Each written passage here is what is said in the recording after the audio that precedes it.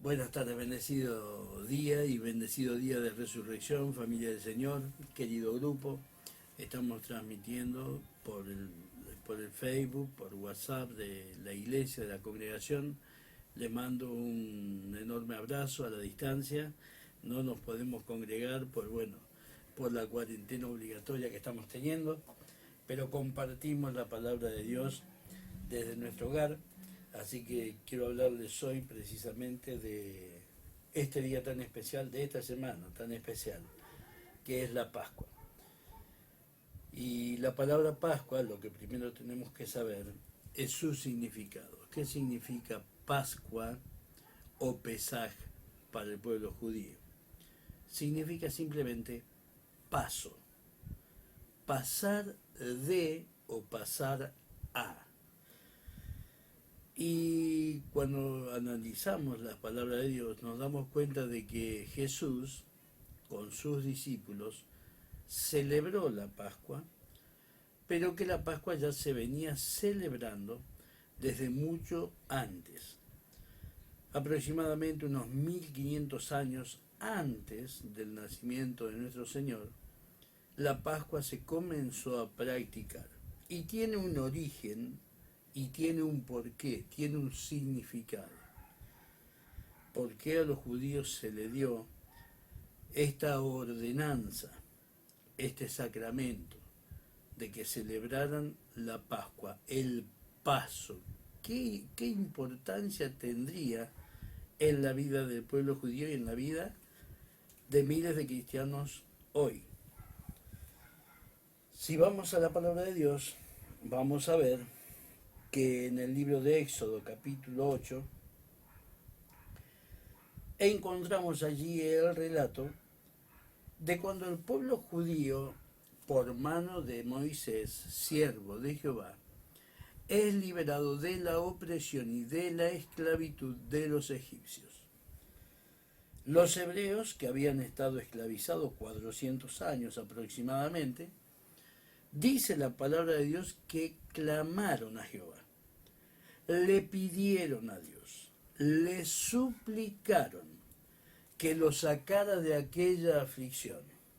Estaban pasando realmente mal, mucha angustia, muchas penurias en cuanto a lo económico porque no eran dueños de nada, nada les pertenecía, estaban esclavizados en un país lejano. Entonces clamaron a Jehová en su angustia y Dios los oyó, los escuchó. Entonces utilizó a Moisés, siervo de Jehová, para libertar al pueblo.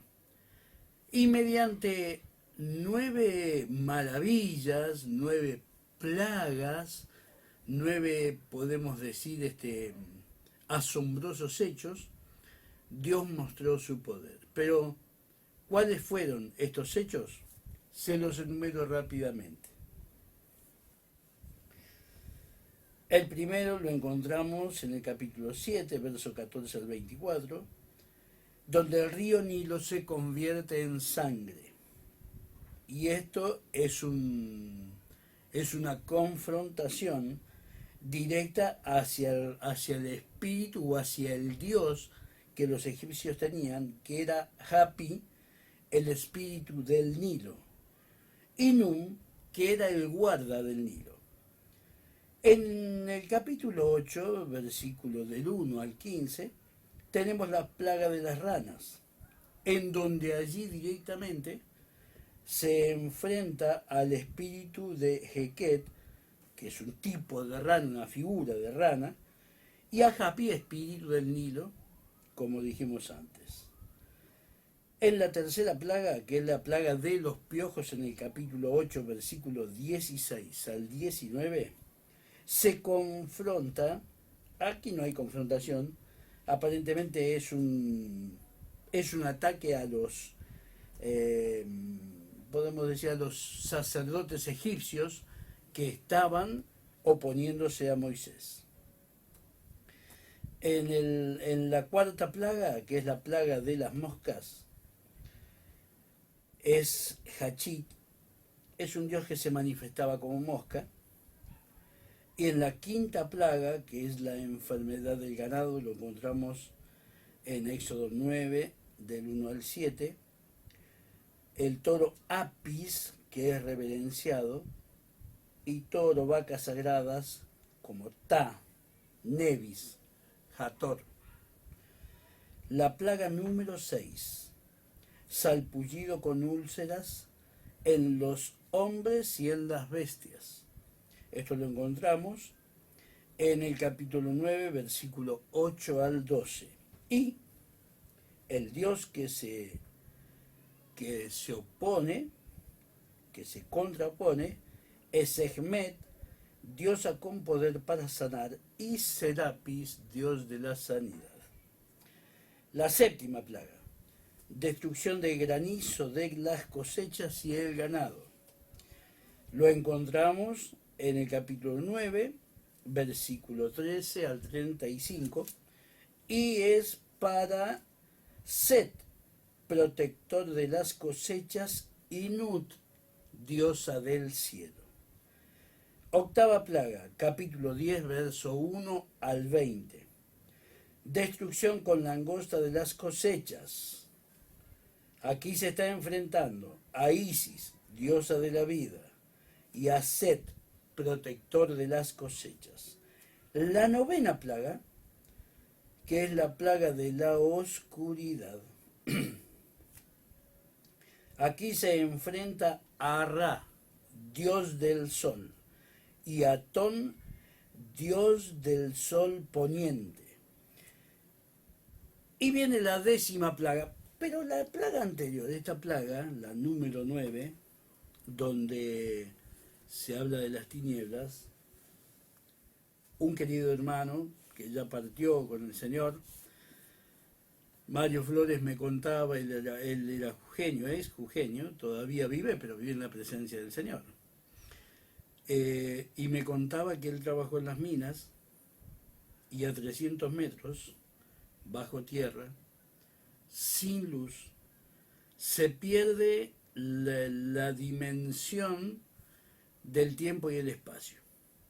Cuando allí abajo se quedaron sin luz, él me contaba que había una oscuridad tan densa que no podían saber si el compañero, había un grupo allí, si el compañero se encontraba enfrente o si se encontraba a muchos metros del lugar.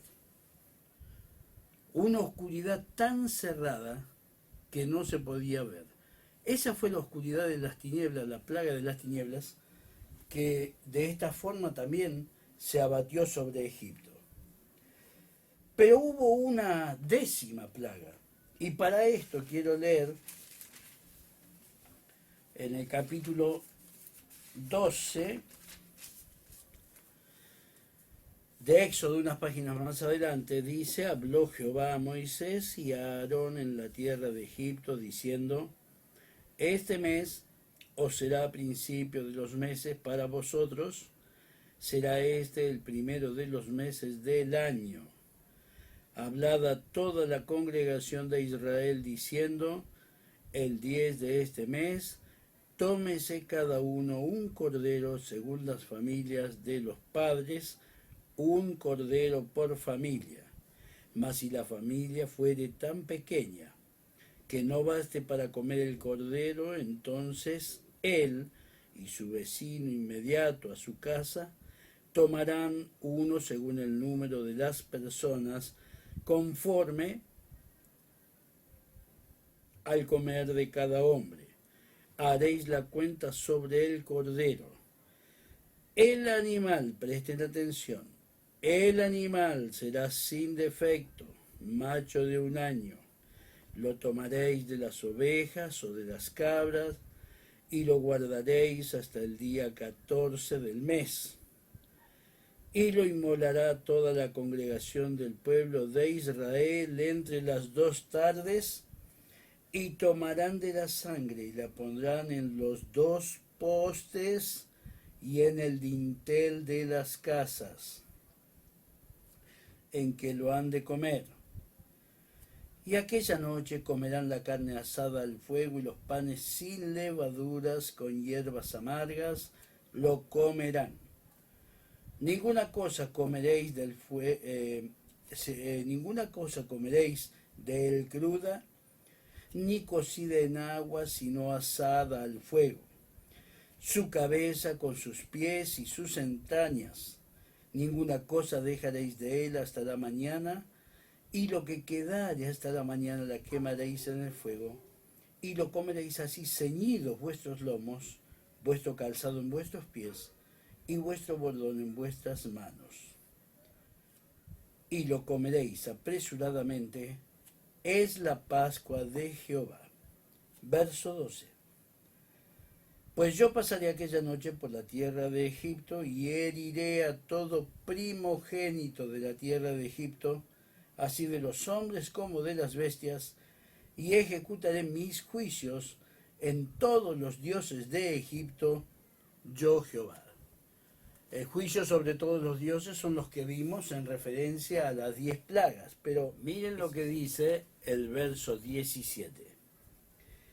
Y guardaréis la fiesta de los panes sin levadura, porque en este mismo día saqué vuestras huestes de la tierra de Egipto, por tanto, guardaréis este mandamiento en vuestras generaciones por costumbre perpetua. Esta ceremonia que celebraron los hijos de Israel, estando esclavos o siendo esclavos, debía celebrarse en el tiempo. Pasarían años, décadas, pasarían siglos, pasarían miles de años, pero esta ordenanza tenía vigencia perpetua.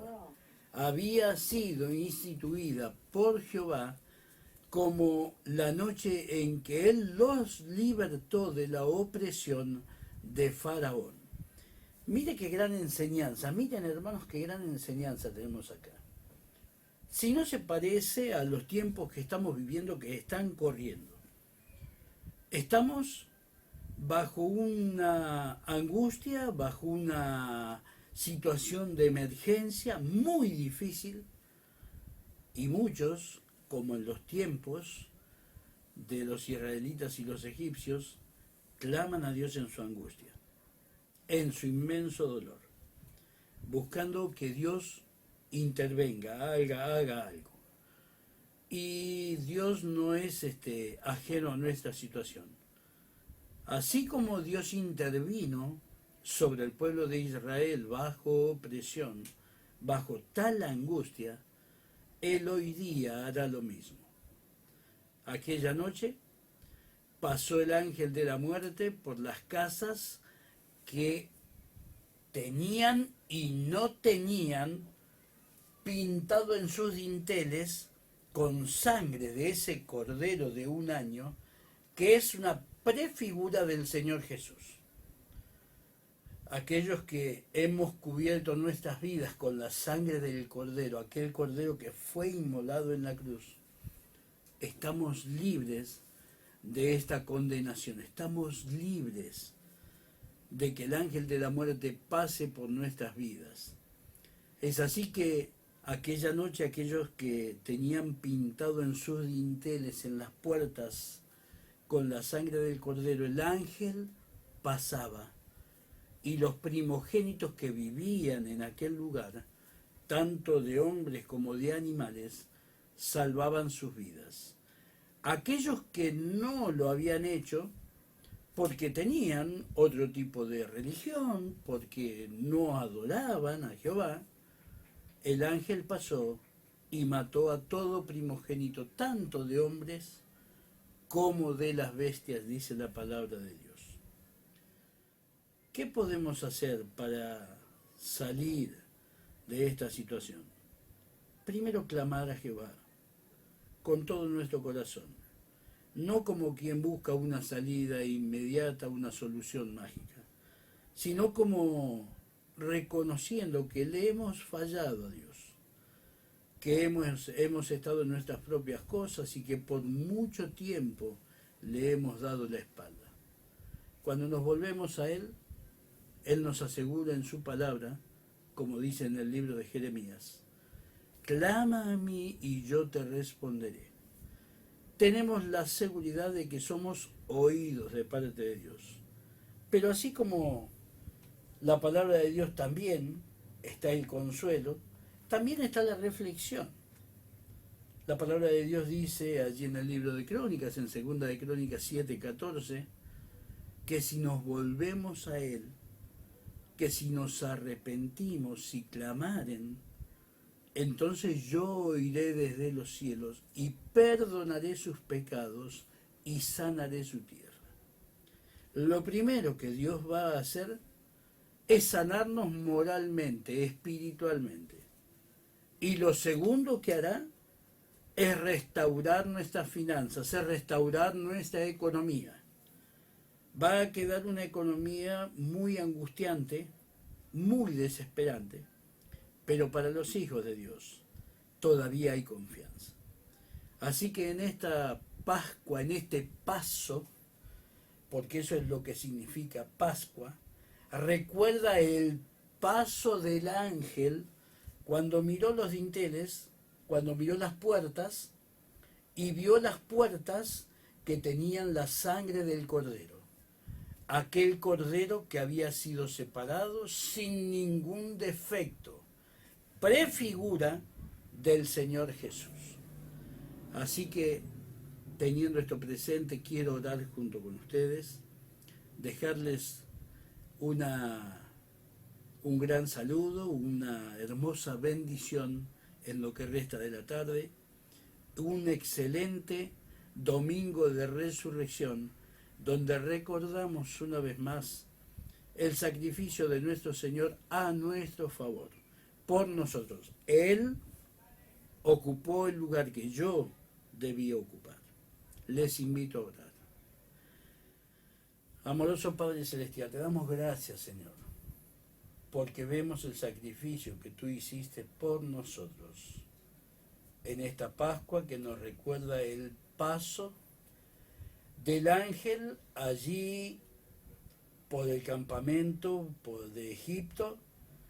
Y Señor, cómo fue librado tu pueblo con mano poderosa, como tú te acordaste de las aflicciones, de los sufrimientos. No los dejaste solos allí para siempre, sino que los llevaste a una tierra que fluía leche y miel. Gracias te damos, Señor, porque sabemos y tenemos la esperanza y la confianza que tú también nos vas a librar de esta situación. En el nombre de Jesús oramos. Amén y amén. Vamos a explicar uno de los dos sacramentos que dejó nuestro Señor Jesús. Sacramentos u ordenanzas es el mismo término.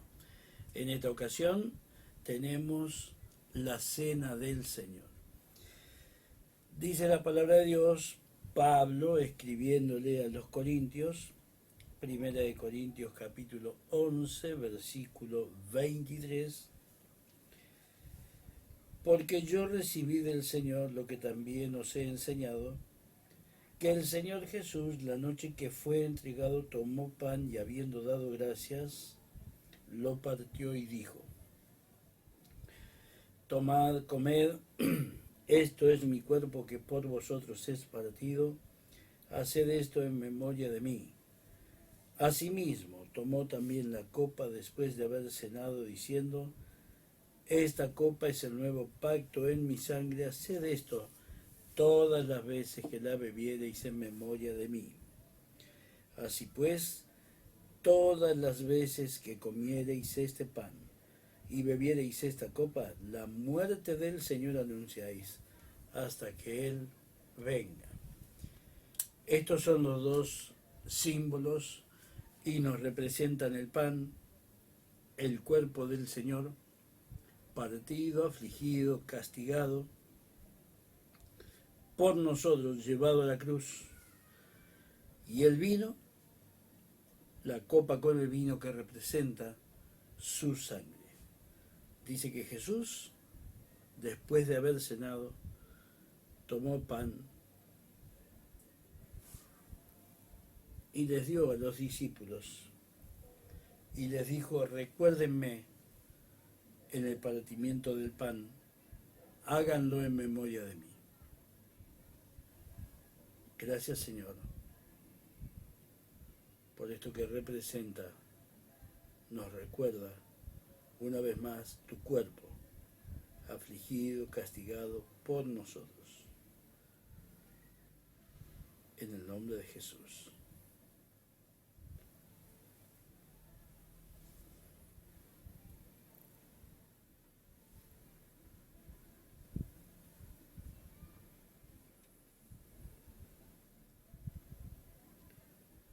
Después tomó la copa,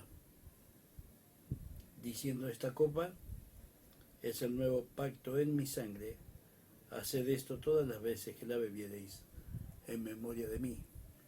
El vino representa la sangre del Señor Jesús, derramada por nosotros, que limpia y borra todos nuestros pecados. Gracias, Jesús, tu sangre derramada en la cruz limpia y borra nuestros pecados. Gracias, Señor, por los méritos de Cristo, nuestro Señor y Salvador. Amén y amén.